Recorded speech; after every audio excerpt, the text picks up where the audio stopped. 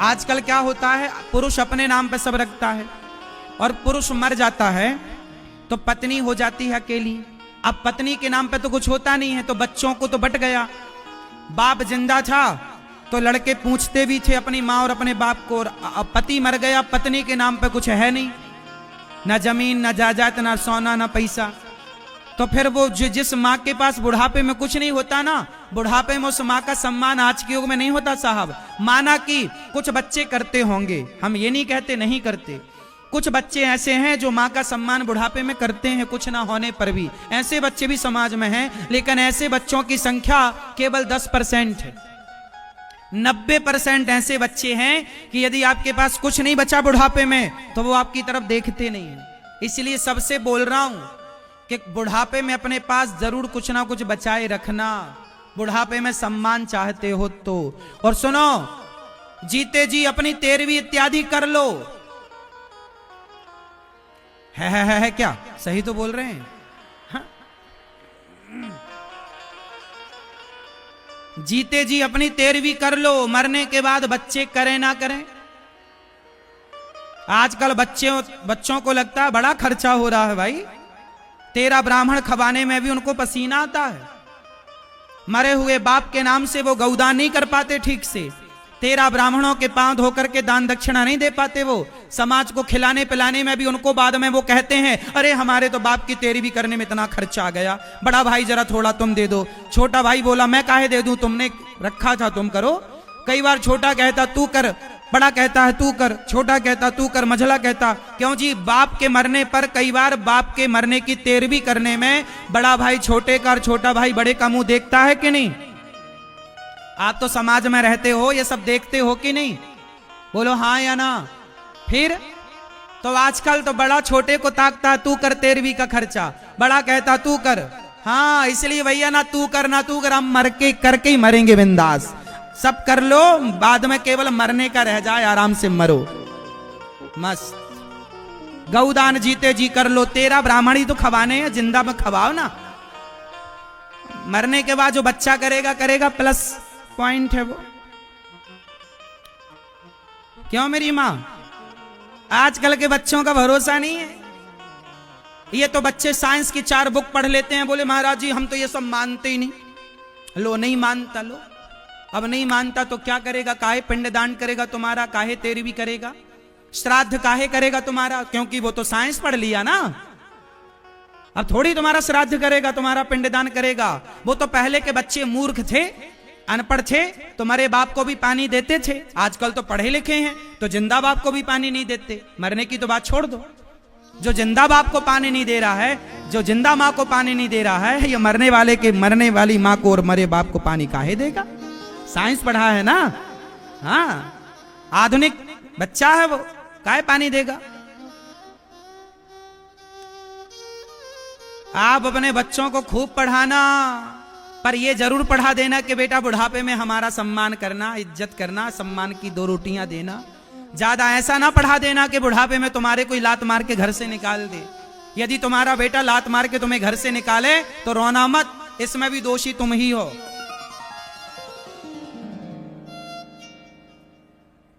क्यों नहीं बड़ों का सम्मान करना सिखाया बच्चों को? क्यों नहीं बड़ों की इज्जत करनी सिखाई बच्चों को? इसलिए कहता हूं दीन दुखियों को रोटी अभी से खवाओ और ये छोटे छोटे बच्चों के हाथ से बंटवाओ, ताकि इनके अंदर करुणा जागेगी। दीन दुखियों को देखकर वो दर्द समझेंगे। वो दर्द जानते नहीं, पीड़ा जानते नहीं। कहते ना जिसके पैरों में विमाई फटी ही नहीं, जिसके पैरों में विमाई फटी ही नहीं, वो पीर पराई क्या जाने। और जिसने बेटी को जन्म दिया ही नहीं, वो बेटी की विदाई क्या जाने। कुछ चीजें सब लोग थोड़ी जानते हैं। दर्द क्या है समाज में, पीड़ा क्या है, हमसे पूछो। गौरी गोपाल आश्रम में वृद्ध माओं को जाके देखो, माएं रोती हैं। एक बेटे ने अपनी मां को लात मारा तो दीवार में जाके लग गई मां, लात मार के निकाल दिया मां को। उस मां से पूछो कि जिस मां ने बच्चे की मालिश कर करके हड्डियां मजबूत की, आज उसी हड्डी को मजबूत करके मां की हड्डी तोड़ने को तैयार है। दर्द क्या होता है आप नहीं जान सकते। ये पढ़ी लिखी युवा पीढ़ी क्या जाने बूढ़ों का दर्द क्या होता है। अकेलापन क्या होता है, बुढ़ापे में घुटनों का और कमर का और सिर का दर्द क्या होता है। ये जवानी में जोश है ना, खून गर्म है, अभी कुछ ना समझ आएगा, लेकिन जब तक समझ में आएगा तब तक मां मर चुकी होगी, जब तक समझ में आएगा तब तक बाप जा चुका होगा। इसलिए बच्चों को गौरी गोपाल लाया करो, वृद्ध माओ को उनके हाथों से रोटी बंटवाया करो, जानेंगे कि बुढ़ापे की पीड़ा क्या होती है। गौरी गोपाल आश्रम में हजारों संतों का अन्य क्षेत्र चलता है। साधु संत फुटपाथ पर सोते हैं, उनको भोजन गौरी गोपाल में बंटता है। एक रोटी की कीमत क्या है, गौरी गोपाल आना, वहां रोटियों के लिए लोग लाइन में खड़े रहते हैं, बूढ़े बूढ़े साधु संत। ये तुम्हारे बच्चों को तो बाप का खूब मिला है ना, तो क्या मतलब रोटी की कीमत क्या है भाई। हम जानते हैं कि एक रोटी की कीमत क्या होती है। तुम्हारे बच्चे तो साइंस पढ़ चुके हैं, अब वो तुम्हारी न सुनेंगे।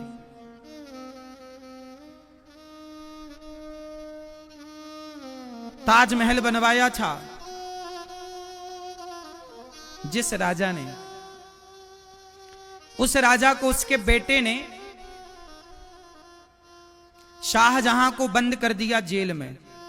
औरंगजेब ने, औरंगजेब ने अपने बाप को जेल में डाल दिया और पानी पीने को केवल 1 गिलास पानी देता नाप करके। तो बाप बोला कि बेटा औरंगजेब, कम से कम पेट भर पानी तो दे दे बेटा। औरंगजेब बोला, खबरदार, जितना पानी दे रहा हूं उतना पियो, एक रत्ती ज्यादा पानी ना मिलेगा। पढ़ लेना हिस्ट्री, ताजमहल बनवाने वाले की हिस्ट्री पढ़ लेना।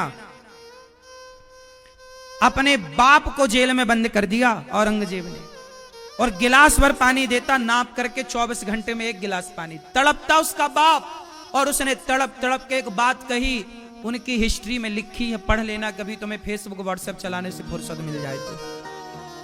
उस ताजमहल बनाने वाले उस बाप ने बोला, औरंगजेब के बाप ने बोला कि बेटा तेरे से अच्छे तो वो हिंदू लोग हैं, तू तो जिंदा जीते जी अपने बाप को पेट भर पानी नहीं देता बेटा, और वो हिंदू अपने मरे हुए बाप को पानी देते हैं, तर्पण करते हैं, श्राद्ध करते हैं, वो मरे हुए बाप को पानी देते हैं। हम हिंदुओं के अंदर, हम हिंदुओं के यहां मरे हुए बाप को भी पानी देने की परंपरा है। क्यों जी, है या नहीं? अब तुमने ज्यादा पढ़ा लिखा दिया अपने बच्चों को तो वो तुम्हें पानी नहीं देते जीते जी, और ना बुढ़ापे में ना मरने के बाद, क्योंकि तुमने ज्यादा पढ़ा दिया है। वरना हमारे यहां ये परंपरा थी कि बाप जिंदा है, बाप को भगवान मान के सेवा करो, और मर जाए तो उसका भी श्राद्ध करते हैं। मरे हुए बाप को पानी दिया जाता है। मरे हुए बाप को भी पानी देने की परंपरा केवल सनातनियों की है कि हम मरे बाप की सेवा करते हैं, मरे बाप को पानी देते हैं। तो सोच लो कि जिंदा बाप होगा तो कितनी सेवा करेंगे, कितना आदर करेंगे। ये इस बात का साक्षी है। लेकिन अब कौन समझाए आज की औलाद को? ना तुम समझने को तैयार हो, ना तुम समझाने को तैयार हो। तुम्हें क्या फर्क पड़ रहा है? तुम सुनोगे, धूल झड़ाओगे, चले जाओगे घर, खत्म। लेकिन याद रखिएगा कि जो आप बो रहे हैं वो आपके सामने आएगा। इसलिए कहता हूं कि अपडेट कर लो, मरने के बाद के चक्कर में ना पड़ो, जीते जी तेरवी करो अपनी, जीते जी काम कर लो, आखिरी में केवल मरने का रह जाए बिंदास। क्योंकि जब आप मरोगे ना तो भी दुनिया को कोई फर्क नहीं पड़ना, ये लोग चाय पिएंगे तुम्हारे मरने में। तुम मरे पड़े रहोगे, पड़ोसन ले आएगी चाय बना के, बहन जरा पी लो, ठंडी हो रही है, अदरक डाल के लाई हो। क्यों, आपके सिकंदराबाद में ऐसा है कि नहीं? कोई मर जाए तो पड़ोसी चाय बना के लाते हैं। मैया सास मरी पड़ी है, बहू चाय की चुस्कियां बहुत बढ़िया बनी, याद रख, तेरी सास मरेगी मैं भी लाऊंगी इलायची वाली। हाँ, सास मरी पड़ी है, बहू चाय पी पी के गला सेक रही है। और सास को लगता क्या था, मेरे बाद मेरे घर का क्या होगा, मेरे बाद मेरे घर का बढ़िया होगा, तुम मरो आराम से। क्या होगा, सब बिंदास चल रहा। देखो किसके मरने पे क्या काम रुका, किसका बता रुका?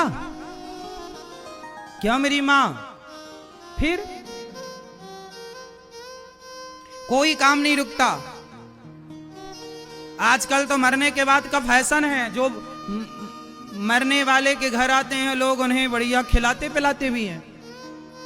अब वो आदमी मरे में दुख में परेशान है और तुम्हें समोसा कचौरी और खवाए, तुम्हें शर्म भी नहीं आती कि तुम्हें खाते हुए कैसे खा लेते हो। हर जगह तुम भूखी काहे जाते हो भाई, खा पी के भी जाया करो। मरे में गए हो कम से कम वहां तो खा पी के जाते। क्यों मैया, बात सही है। सिकंदराबाद में क्या है, यहां लोग मरने पे आते हैं तो खाते पीते हैं, हाँ? ज्यादा खाते हैं। लो मैया कह रही और ज्यादा खाते हैं। अब सोच लो, आपको लग रहा था हमारे बिना क्या होगा, तुम्हारे बिना पार्टी चल रही है मस्त। खाने वाले तो सोच रहे हैं ठीक मरा, बढ़िया खाने को तो मिला। इसलिए किसी का कुछ ना बिगड़ेगा, आप अच्छे कर्म करो, ये दुनिया संग ना जाएगी। तुम्हारे अच्छे बुरे कर्म संग जाते हैं, परवाह ना करो जगत की, किसी का कुछ ना बिगड़ता। ये दुनिया बड़ी स्वार्थी है। तुम्हारे मरने में भी लोग क्यों आते हैं, उसके पीछे भी स्वार्थ है। लोग मरने में इसलिए आते हैं कि वो व्यवहार चुकाएं कि भाई आज उनके मरने में आप गए तो आपके मरने में वो भी आएंगे, वरना कौन किसके मरने पे जाए। सब दिखावे की दुनिया है साहब, रियल कुछ नहीं है, यहां सब दिखावा है। हम मरेंगे तो हमारे संग हमारा परिवार ना जाएगा, रिश्तेदार ना जाएंगे, और आप लोग चार आंसू बहाएंगे और चुपचाप हो जाएंगे। महीने भर बाद तो पता ही नहीं लगेगा कोई मरा भी था। हम मरेंगे तो हमारे संग हमारे जीवन भर के पाप और पुण्य जाएंगे। हमें उनका भोग भोगना पड़ेगा, हमें ही तो भोगना है, कोई ना भोगेगा। तेरे कर्म तुझे ही तो भोगना पड़ेगा। इसलिए कहता हूं अच्छी करनी कर लो रे भैया, कर्म न करियो काला। लाख आंख से देख रहा है तुझे देखने वाला। सच की खेती कर ले चतुर नर, समय गुजरता जाता। मेरे मालिक की दुकान में सब लोगों का खाता।